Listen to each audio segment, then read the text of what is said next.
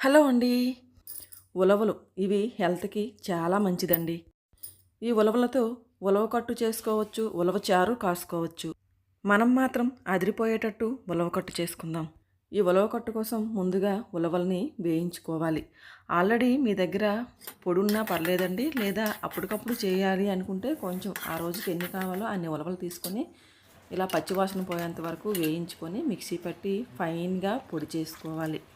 ఇంకో పక్క చింతపండుని నానబెట్టి రసం తీసి పెట్టుకోవాలి. ఈ చింతపండు రసాన్ని మనం మిక్సీ పట్టుకున్న ఆ ఉలవ పిండిలో వేసి బాగా లంప్స్ లేకుండా బాగా కలుపుకోవాలి. పిండి కలిపేటప్పుడు అస్సలు ఉండలు లేకుండా చూసుకోవాలండి. ఉండలుంటే అంత బాగోదు. ఇలా కలుపుకొని పక్కన పెట్టుకోవాలి.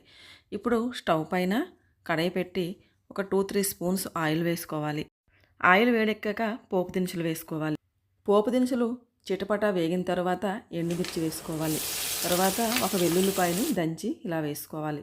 తర్వాత కరివేపాకు వేసుకొని కలుపుకోవాలండి. చక్కనైన స్మెల్ వస్తుంది. ఇప్పుడు ఇలా పొడవుగా కోసుకునే ఉల్లిపాయ ముక్కలండి.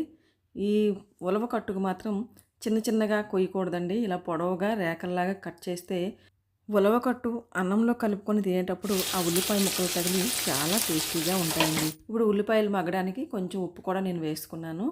వేసుకొని బాగా కలుపుకొని ఇలా మగ్గేటట్టు చేసుకోవాలి ఎర్రగా. మగ్గిన తర్వాత ఇప్పుడు మనం కలిపి పెట్టుకున్న ఈ ఉలవ పిండి చింతపండు పులుసుని దాంట్లో కలుపుతూ పోయాలి. ఇలా కలుపుతూ ఉండాలండి, లేకపోతే అడుగంటేస్తుంది. కొంచెం కారం వేసుకోవాలి. ఉప్పు కూడా వేసానండి, క్లిప్పింగ్ మిస్ అయింది.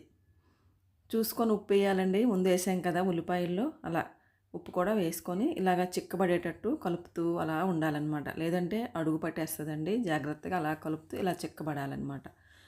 ఇంతే అండి, ఉలవకట్టు రెడీ అయిందండి. ఇప్పుడు స్టవ్ ఆఫ్ చేసుకోవాలి. అంతే అండి, సర్వింగ్ బౌల్లోకి తీసుకుంటే ఉలవకట్టు రెడీ. ఈ ఉలవకట్టు ఆరోగ్యానికి చాలా మంచిది. ఉలవకట్టు నచ్చితే లైక్ చేయండి, షేర్ చేయండి, సబ్స్క్రైబ్ చేయండి. ఇంకో మంచి వీడియోతో మళ్ళీ కలుద్దామండి. అంతవరకు బాయ్ మరి.